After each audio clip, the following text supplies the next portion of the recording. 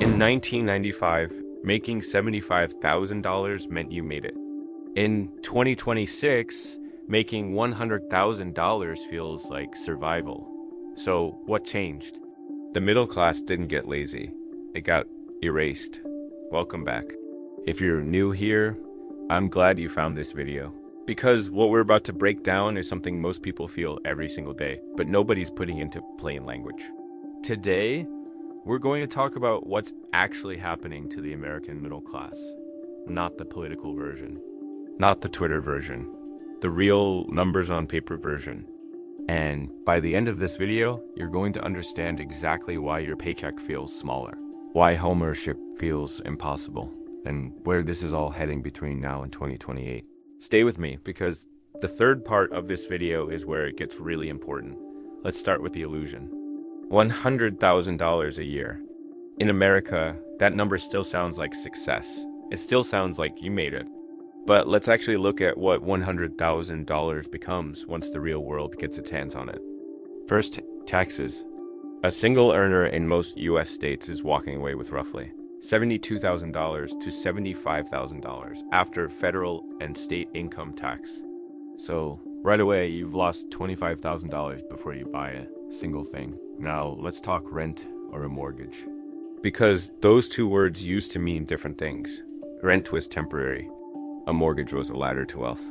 In 2026, for millions of Americans, both of them just mean one thing: sending most of your money somewhere else every month. The median rent for a two-bedroom apartment in a mid-sized American city right now is hovering around $1,800 to $2,200 a month.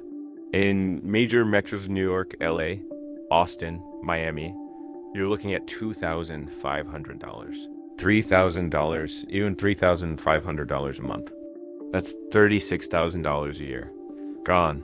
Now at insurance, health insurance for an individual, even with an employer contribution, runs $400 to $700 a month, out of pocket when you factor in deductibles and copays. That's another $6,000 to $8,000 a year. Gone. Now, childcare. This one hits hard. The average cost of full-time childcare in the United States is now over $15,000 a year per child. In major cities, it crosses $20,000. That is not a typo. That is more than a year of college at many state universities. And it's money you pay before you even get to feed the kid. Then there's debt. Student loans, car loans, credit cards. The average American household carries over $100,000 in total debt. The monthly payments alone, even just the minimums, can run $800 to $1,500 a month. Another $12,000 to $18,000 a year. And finally, subscriptions. Netflix, Hulu, Spotify, Amazon Prime, cloud storage, gym membership, meal kits, software tools. The average American household now spends over $200 a month on subscriptions alone, and most people have absolutely no idea. That's $2,400 a year, quietly leaving your account every single month. So let's add all of that up. You start with $100,000. After taxes, you have $73,000. After rent or mortgage, you have $37,000. After insurance, you have $30,000. After childcare for one kid, you have $15,000. After debt payments, you have $3,000. After subscriptions, you have $600 left. $600. That is what remains of a $100,000 salary after the basics of modern American life. And that's not including food, not including gas, not including clothing, medical emergencies, or ever going out to eat. This is not a budgeting problem.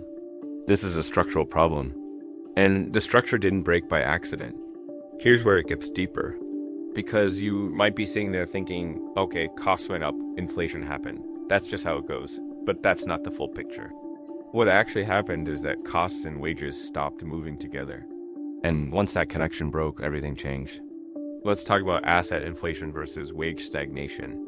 In 1990, the median US home price was about $79,000. The median household income was around $30,000. So a house costs roughly 2.6 times your annual income. Fast forward to 2026. The median home price in the US is now over $420,000. But the median household income is around $80,000. That means a home now costs over 5 times your annual income. And in cities like San Francisco, Denver, or Nashville, we're talking 8, 10, even 12 times your income. Wages did not keep up. Assets flew. And here's who benefits from that gap. People who already owned assets. People who bought homes in the 90s or early 2000s. People who had stocks. Real estate or investment portfolios. Their wealth doubled, tripled, quadrupled. Not because they worked harder, but because they were already in. And everyone who wasn't in, they got left behind. Now add the second force, and this one is new, iJob compression. This is moving faster than most people realize. In the last 2 years, we've seen iTools replace or reduce the need for a significant number of white-collar jobs that used to pay solidly middle-class wages. Paralegals, junior accountants, graphic designers, data analysts, customer support teams, copy editors, HR coordinators, recruiters. These weren't low-skill jobs. These were exactly the jobs that the American middle class was built on. The kind of jobs you got after going to college, the kind of jobs that came with benefits and a career path. And now, many of those roles are being cut, compressed, or replaced by one person with the right AI tools. One senior employee can now do what used to require a team of 5. And companies are not passing those savings to workers. They're keeping them. Which brings us to the third force, corporate margin expansion. U.S. corporate profit margins hit record highs in 2022 and 2023. And while they've softened slightly, they remain historically elevated. Corporations discovered during the pandemic that they could raise prices, cut headcount, automate processes, and that consumers would largely absorb it. This is not a conspiracy. It's just what happens when the balance of power shifts from labor to capital. And in America, right now, capital is winning. And the fourth force, housing supply lock-in. Here's something almost nobody talks about. Millions of American homeowners bought or refinanced their homes at interest rates between 2.5% and 3.5% during 2020 and 2021. Today, mortgage rates are sitting around 6.5% to 7%. What does that mean? It means those homeowners are locked in. They're not selling. Because if they sell, they have to buy at today's rates, and their monthly payment would nearly double. So they stay. The housing supply stays frozen. New buyers compete for almost nothing. Prices stay high. And the door to homeownership, one of the last remaining ladders to middle-class wealth, stays shut. These 4 forces did not happen randomly. Asset inflation, AI job compression, corporate margin expansion, and housing supply lock-in are happening simultaneously, feeding off each other, accelerating the same outcome. The middle class is being squeezed from every direction at once. So where does this go? Between now and 2028, economists, labor analysts, and housing researchers are pointing toward 3 outcomes. 3 paths that the American workforce is being sorted into right now. And knowing which path you're on could be the most important financial awareness you carry into the next few years. The first outcome, asset owners win. If you own a home, real estate, stocks, or a business, you are likely going to continue building wealth even as inflation and economic pressure mount. Why? Because assets appreciate. And in an economy where wages are stagnant but asset values keep climbing, ownership is the dividing line.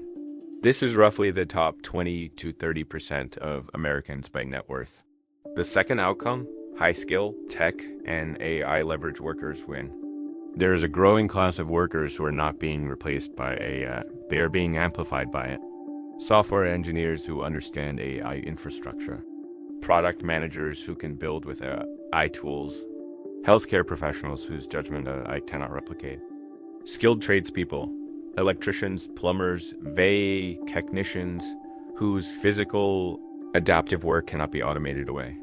These workers are seeing wages rise, demand increase, and job security strengthen. If you are in this category, or if you can position yourself to enter it, you are likely on the right side of what's coming. The third outcome, and this is the one that matters most, the traditional salaried middle gets squeezed. This is the biggest group. And this is the group at greatest risk between 2026 and 2028. If you are college educated, professional in a role that is largely administrative, repetitive, or process driven, and you don't own significant assets, you are in the squeeze zone. Your role may not be eliminated tomorrow, but it may be restructured. Your team may be cut.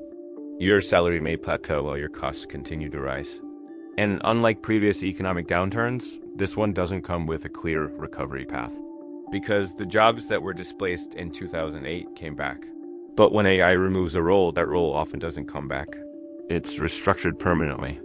So here's the line I want you to take with you when you close this video. The middle class isn't shrinking. It's being sorted. It is being sorted based on one thing: your relationship to assets and skills. If you own things that appreciate land, businesses, investments, you rise.